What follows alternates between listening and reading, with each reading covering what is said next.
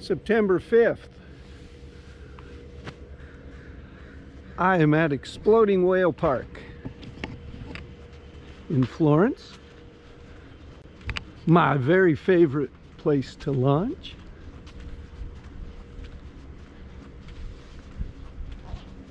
There's the sign. I'm on my first day out for salmon this year, looking for a chinook. And I have a just rebuilt Mirage Drive. That process was real easy. I ordered the full replacement spine that Hobie sells. So all of this is brand new. You move your fins, your pedals, you move this little idler, and you put these on, but it comes all pre-configured with the reversing stuff, so the whole process is real quick. And I got me 6 herring that I caught in Newport 2 marches ago. I got 3 rods ready, 1 with a mooching rig, 1 with my favorite little herring rotator for the smaller herring, and 1 of these King Killer spinners that was so good last year. So that's what's going on today. And I got my little thrusters, which are working. I'm still pulling seaweed out of them from the ocean, but waiting for a friend of mine and then heading for the river. This launch is really good except near low tide when it's real muddy.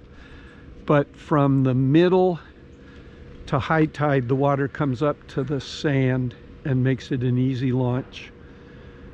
So I just try to avoid being close to a low tide.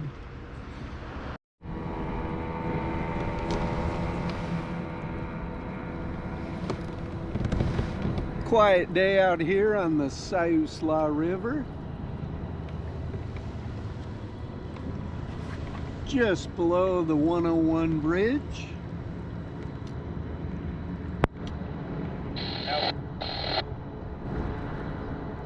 Trolling my favorite salmon spinner. Saving my herring till I get upriver a little further. Sheriff's boat's up there about to go under the bridge. I think he was down near the ocean checking people out.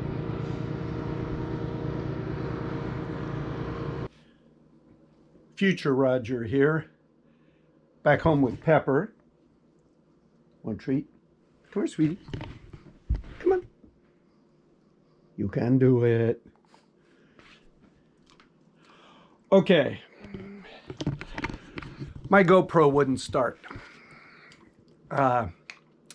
It's a known problem. Occasionally I have to pull the battery out, put it back in. So when I mooched up the chinook, and you can tell this is Future Roger because I'm getting ready to section some out to give to some friends. And college football's on. So I tried 4 times while I was fighting that chinook on the river by the railroad bridge. Could not get the GoPro on. But the rest of the video is fun. And I mooched it up, bottom fishing a cut plug herring. I got up there right at high slack. I put a cut plug on a mooching rig, 6-ounce cannonball, and just drifted next to a crud line and tapped the bottom like I was back bouncing. Just kind of letting the wind move me a little bit. And 5 minutes in, I feel a little resistance, like the sinker has caught on the bottom. And I don't pull, I give it a little slack. I kind of did the back bouncing approach where I kept just a tiny bit of tension to feel that something was going on. And then I felt a little shake. and the line started to move, but I still didn't pull right away. Then I set the hook, and I was only in 20 feet of water. She immediately was at the surface and flopped over and appeared tired for a good size chinook flop. And then she woke up and peeled off line. And a guide boat near me that I'm familiar with, they pulled their lines and steered to give me more room right as she ran towards them, which was amazing. I wasn't surprised by that because I know the guide operator and have a lot of respect for him. Anyway, normal fight. She's making good runs. I can tell it's a good size chinook. And then she decides to do some coho-like acrobatics. And I have two very scary, out of the water, full-blown jumps. Then I bring her over and go for an early netting, and she did not agree. And I screwed up, and I got my cannonball sinker caught in the net because I'm an idiot. But believe it or not, I normally use a regular spreader. When I was rigging up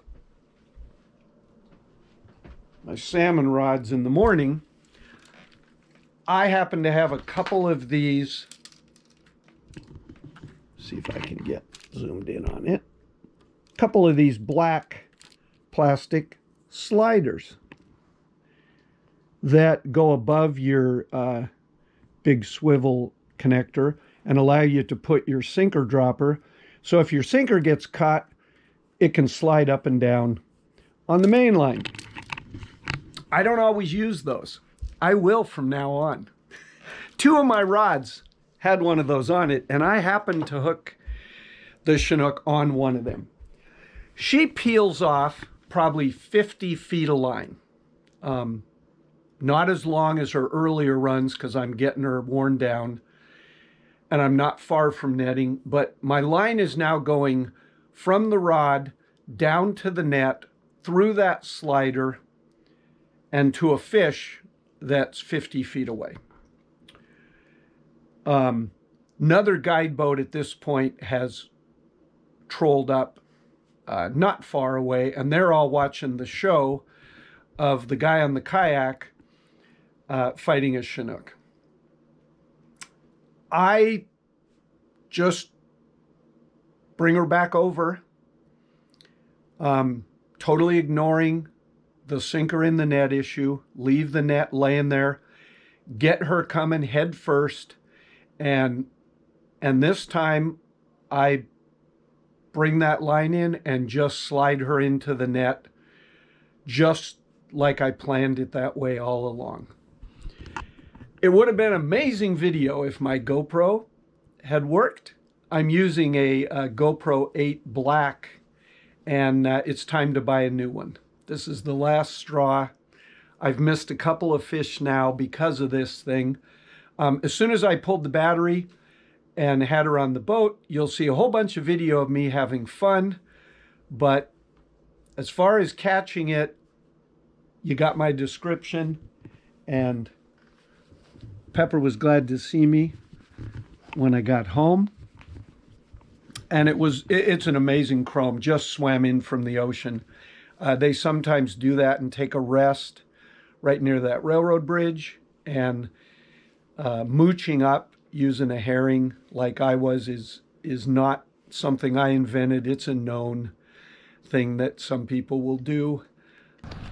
So my camera malfunctioned and would not start, and I mooched up a chinook right here in front of the railroad bridge. I'm just getting ready to bleed him. Gave me a good fight, ran under the kayak. Gray Ghost, Ryan Hatfield was coming up near me, and they pulled all their lines and turned around to give me room to fight him. And I needed it, because boy, when he woke up, he was ready to play, and he wanted to jump. It was a bear herring. Mooched him up off the bottom with a bear herring.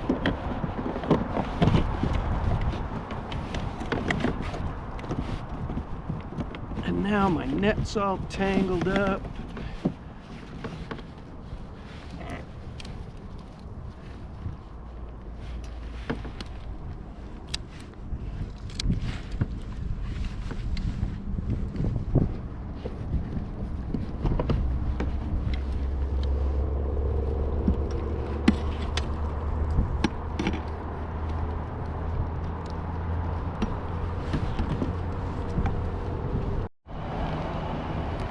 Now we just kick up our feet and tag our fish. That was a wild chinook, by the way.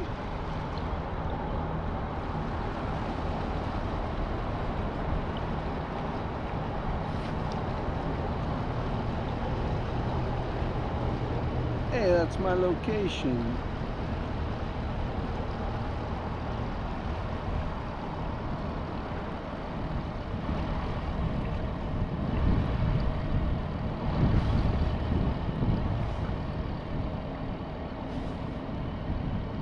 Chinook salmon zone northwest. Siuslaw Bay closed. That's how we do it. Right on. I wish I had gotten the camera going. I tried, but it's been jamming up on me. I got to get a new GoPro. He made some really nice runs under the bow of the kayak and jumped a couple of times like a coho would, and then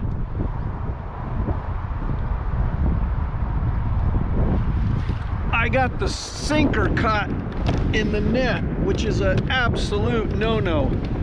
But I'm using one of those sliding things on the line, so when he made a run, he was able to take line through, and it didn't, and then it let me net him and just ignore the sinker. But boy, it's tough. I had to not think about the fact that the sinker was there.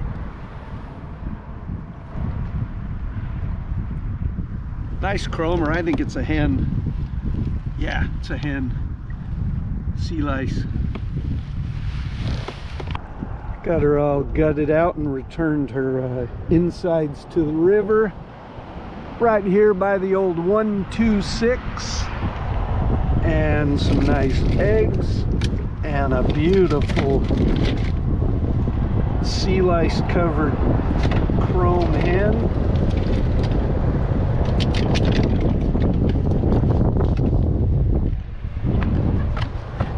Well, not a bad start to my salmon fishing.